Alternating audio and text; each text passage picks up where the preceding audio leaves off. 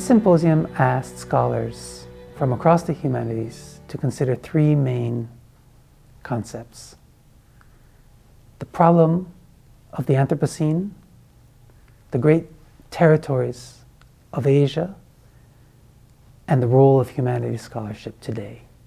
First, we asked scholars to consider the significance of the concept of the Anthropocene to how we understand the long histories and the futures of Asia.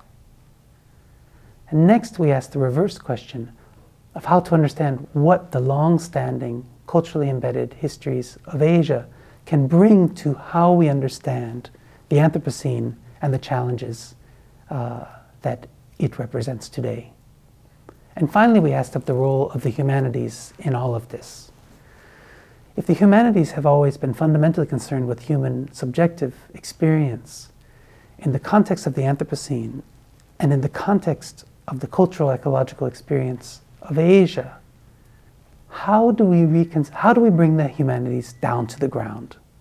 That is, to take account of the deeply embedded cultural ecological experience of the peoples and territories of Asia as a constituent element in human subjective experience.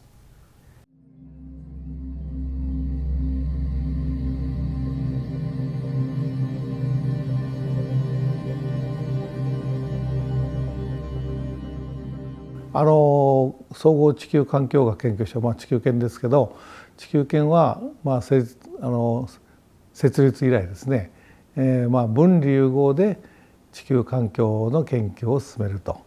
で、特に地球環境の問題というのはもちろん実際に現れるのは大気汚染とかですね、温暖化だとか水の汚染とかそういう形でこれまで理系のですね研究がどうその現象を把握するかとか、技術的な問題に対する研究というのは結構ありましたけど、もともと環境問題、地球環境問題を解決するにはやっぱり人間のですねその文化生活そのもの、人間の生き方が関わると、そういうことで分離融合でしないと地球環境問題の根本的な解決にならないということで、この地球研は進められています。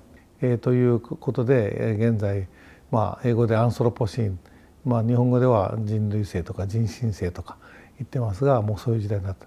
でこれもこのままいくとですね、人類はどうなんだと、人類を含めた生命はどうなるかという、そういう非常に危機感がありますが、それをやはり根本的に考えるにはやはりこの人間の生き方とか在り方とか文化の在り方、まさに学問でいうとその人文学がかなり重要な役割を果たさないか、人文社会科学といってもですが、そういうことを含めてですね、やはりまさにこれは地球研が正面から取り組むべきテーマじゃないかということで今回のシンポジウムも開かれました。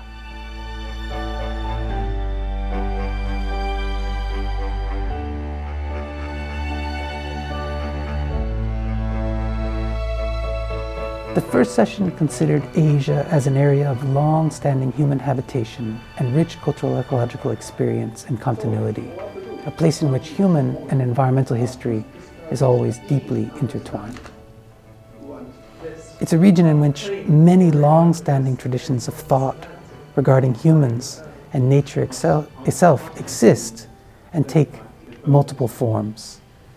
The session included papers that examined the environmental experience of upland Thai farmers and their conceptualizations of contemporary climate change, as well as inquiries into the philosophical traditions of nature and nature thought that exist in Japan and China.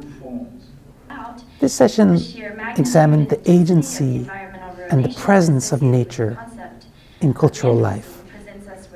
Asia is a region of very active, dynamic environments.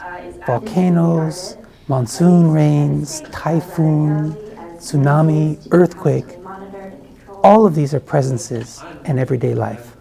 And we ask scholars to consider the ways in which such features are incorporated into the everyday lives or are present within the everyday lives of people in the region, and also are incorporated into the deeper ways of living in these places.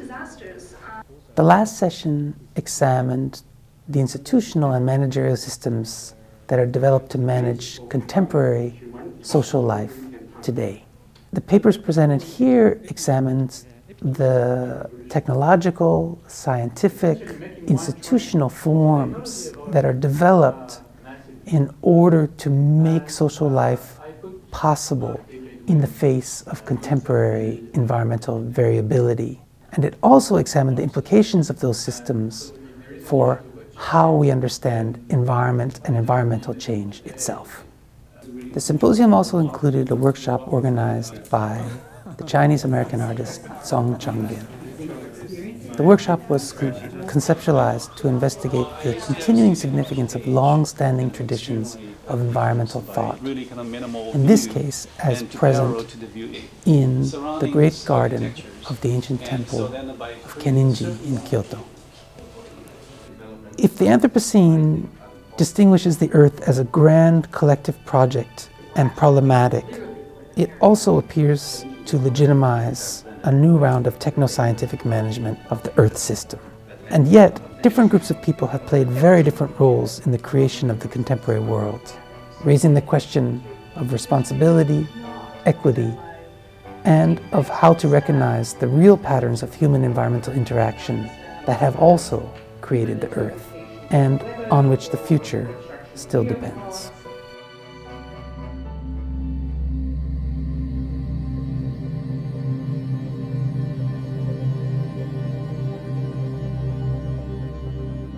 It was a great conference.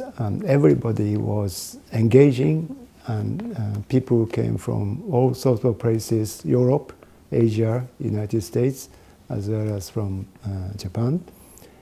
And people were talking about very different subjects and based on different disciplines.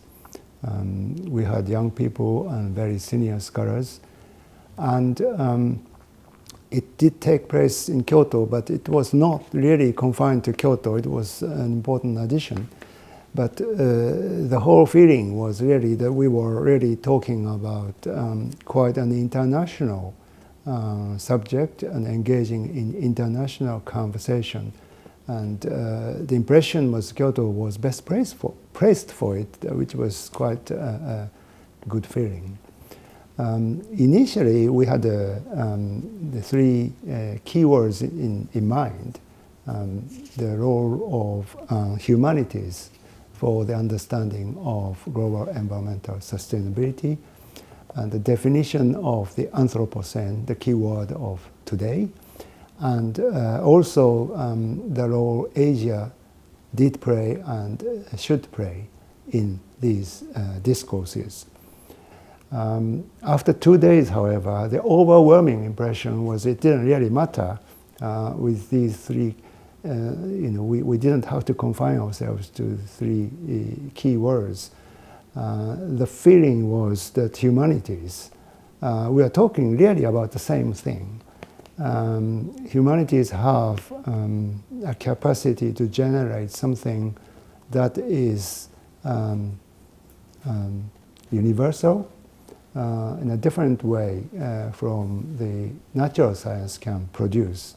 And so we didn't think about it, but we actually have just created one such platform that shows the power of humanities on the ground.